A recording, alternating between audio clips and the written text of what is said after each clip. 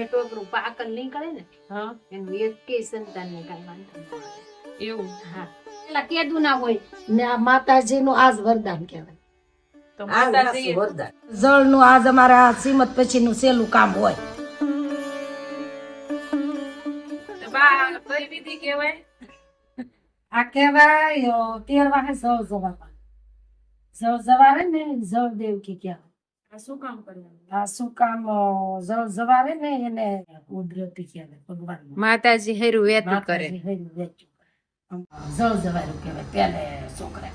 એનું કારણ આ હા ને કહેતા એ માતાજી એની ખોળાના શરીફળ હોય ને પછી એને 13 હેરું 13 હોપારી 13 રૂપિયા મૂકવાના.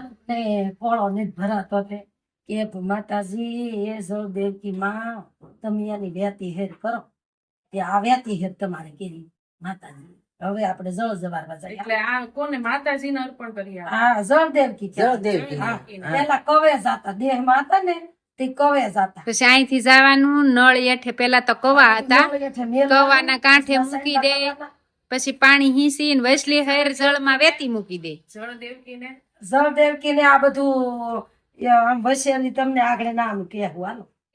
કેમ હોય?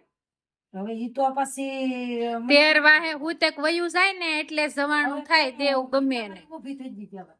બા દીકરી હોય કે દીકરો હોય 13 વાહે ઊંધી જ હુતક હોય. પણ 13 વાહેલી હવે ઓલું થઈ ગયું કહેવાય ઉતક વહી. હવે બધુંય કરાય જે કરવું હોય ને બધી કરાય. બાકી 13 વાહે ઊંધી હુતક ગણાય. ઈ તો તારે ઈ વસલી હેર ઓલી રાખજે. ચાલુ હોય ના પાણી આવે ના જ રાખવાનું હોય ને એમ એ દોરાનું જો આવું હેરું કરું છું. જોની કાંગ રહી પછી આમાં રૂપિયો મૂકવાનો કોપારી મૂકવાનો. અમારે એવું ના હોય. અમે તો કોઈ બી પહેરવાનું શ્રીમત ને દી પહેરી હોય ને ઈ પછી અમે ધોઈએ નહીં. પછી હવે પહેરવાની અને આ ગીમ હોય ને તો એ પહેરીને પછી ધોઈ નાખે. ત્યારે હાથ સાડી પહેરવાની. કેમ એવું? એવું શ્રીમતની ગણાય ને. કિંમતની ગણાય કે નહીં? એવું હા તો આ હાડી જ પહેરવાની ભાણ પગે લગાડવા જવાનું. બે દી સુંદરી ઓઢવાની. આ તેલ તો ને તે તું ઘરની માં ગણા. પાછા ઘર સોળા પહેરવાના. નહીં તે દી તો તું વરની માં ને વરનો બાપ કહેવાય વરરાજો જ કહેવાય. ત્યારે નાનપણના લગ્ન થાય ને પછી તમારે બહુ આવશે. પછી વર્ષે પેલા તો 18 વર્ષે કરતા હવે તો 25 30 વર્ષે લગ્ન કરે. ભણી રે હવે તળિયે વયા જાય, પાટલીએ વયા જાય. 35 હે કરે ને 40 હે કરે ને. ઓલા ને કહી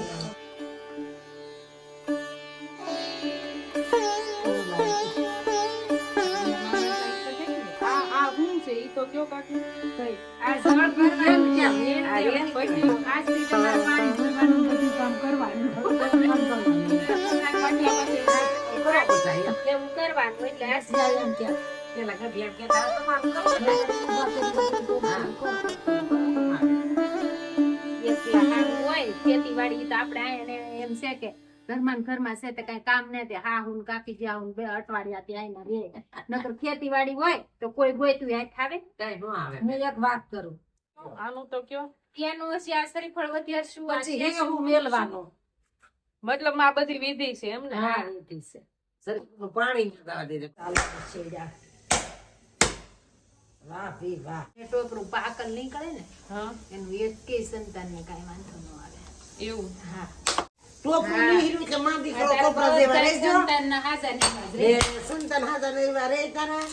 આ તો માતાજી એનો મતલબ એવો ને કે ટોપરું નીકળ્યું એટલે એનો મતલબ એવો ને કે આપણે હવે બગડે બીજું નહીં. નહીં વીક નહીં. ને ઓલું તો પછી સાલુમાં બીજું લેવા જાય આમ ને જોતો પાછું ઘરે. વધે રે ને.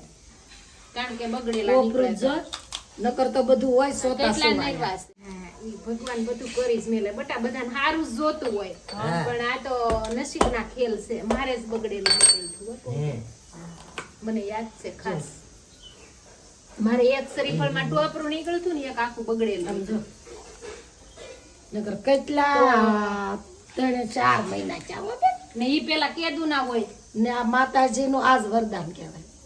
તો આ માતાજી વાસુ વરદાન. આ દેખાય છે એટલે બેન એની ઝીણી ઝીણી શેષું કરવા ખોળામાં નહીં ભરવી પડે હજી. કાંગ ને તલ છે હા એમાં આ જળદેવકીમાં નાખવાનું થોડું થોડું આપણે હેલ ભરીએ ને એમાં નાખવાના પછી આ ભરી જેલ્યું બાયું એલ્યું હેલું થઈ ગયું પેલા તો ગાગર અને હાંડો લાવતા મોટું મોટું તો પછી મોટું મોટું ભરીને જવાનું હા, પછી તારે હેલ લેવાની પછી હામું મળે ને એ મોટું લઈ લે ને નાનું પાછું આપી દે ને પાછું તારા અહીં ભરવા આવવાનું બીજી વખત એ ખાવા મણો ને થોડી થોડી કામ કરવાનું હેલે ને ઓલેલી મણો પાણી ભરવાનું પાછું આખું પાણી ભરવા જવાનું છે આમાં ભેગું છે તમ તારે? ચાલે, હે?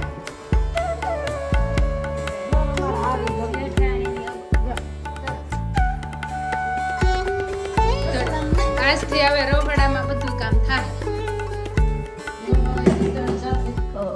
મારો ડાયો પાટલે બેહીન લાયો પાટલો દાહે કહી મારો લક્ષ્મણે આવશે હજી પ્રતિક પછી શું કરો પાટલો દાહે કહી મારો લક્ષ્મણ આવશે આજવાળી ન દોર મારા લખાને ઘોડીએ ઘૂમશે મોર પેલા કરતા એમ જ તે તમ તાર કરો દાંત કાઢી હાથ કરો. એમ નહીં ઓલું એમ એમ કરવાનું શું કામ એક ગમદી મસ્ત કરતા થા હળો કરો તો બેઠામાં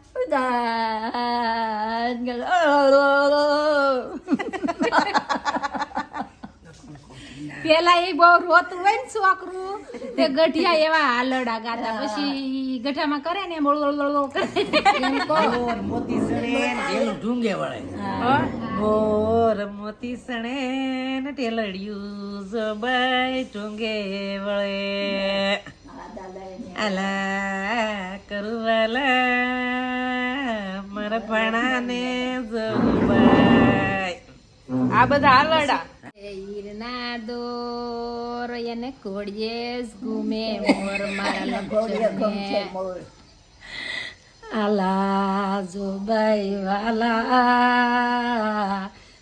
મારા લખાના કોડીએ ઘૂમશે ઝીણા ઝીણા મોર લખો મારો હાગનો હોટો કાનો વ્યવહાર છે બાઈજોની મોટો એન બાપાની ઘડે વ્યવહારનો મોટો વાડ અડકલી મારા લખાને રોતો હોય ગોઠવા જો તઈને હારે કાવી કડી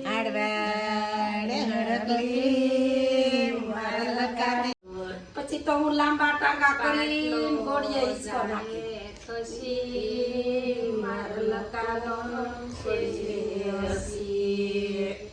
મારો લખો હાડનો હોટો મારા લખાનો વ્યવહાર સેવાય મોટો નાનો છોકરો મોટો એની લાખનો માનો ફોટોય કહેવાય આલડી કરવાલા મારા લખાને ઝબાય.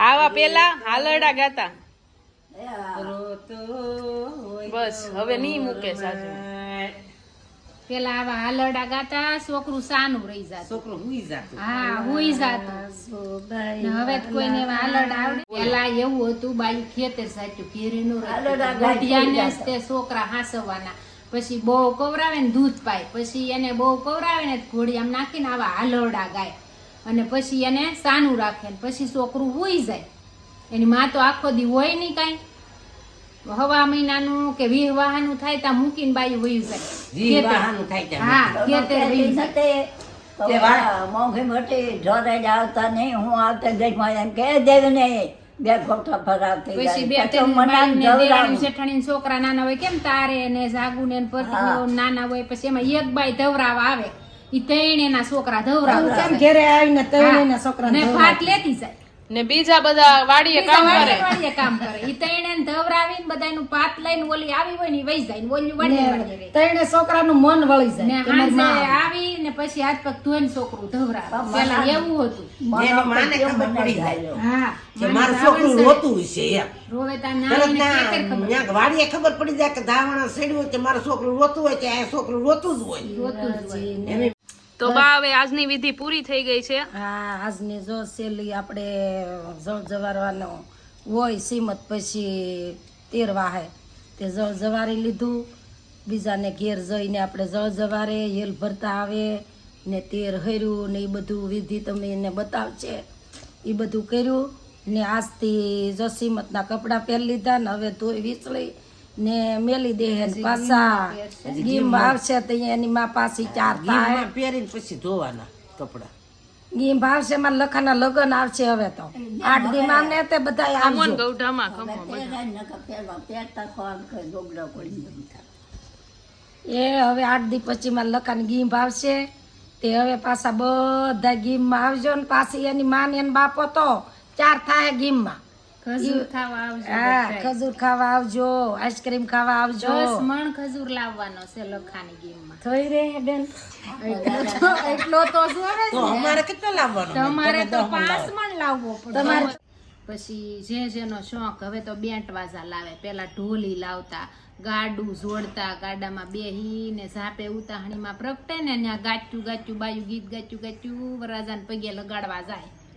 એમાં પછી ગીત ગાય, ઊંચી મેળી સણાવો રસિયા, નીચે ઝરુખા મેલાવો રસિયા, નગરીના રાજા દાદા જોઈ તો રજની, ભાઈને તેડાવો રસિયા, નગરીના રાજા. દાદા જોઈ તો કાકા જોઈ તો પ્રતિક ભાઈને તેડાવો રસિયા, નગરીના રાજા. એવા ગીત ગાચ્યું ગાચ્યું પગે લગાડવા લઈ જાય. તો આપણે ગાશું ને. હા લે આપણે ને તો ઓલું ગાઈએ તો જ. ગાય જ. તારા મોઢડા પીળા ધર્મ ખદોરો સોનાનો, સોનાને દોરે પ્રાણ જોરે બાળક બંડોલા, તમે કોકાયા ડાયું તરજો, કોકાના ઘોડલા લાવજો રે બાળક બંડોલા. એવા ગાય એવા ગાતા ગાતા પગે લગાડવા સાહેબ. જળ જવારી લીધી ને પછી જળનું આજ અમારે આ સીમત પછીનું સહેલું કામ હોય એવી હોય વિધિ આપણી ગઠિયાની.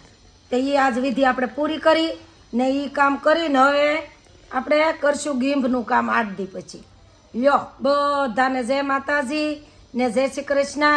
તમને અમારી આ 13 વાહાની જળ જવારવાની વિધિ કેવી લાગી તો પાછા અમને કોમેન્ટ કરીને જણાવજો.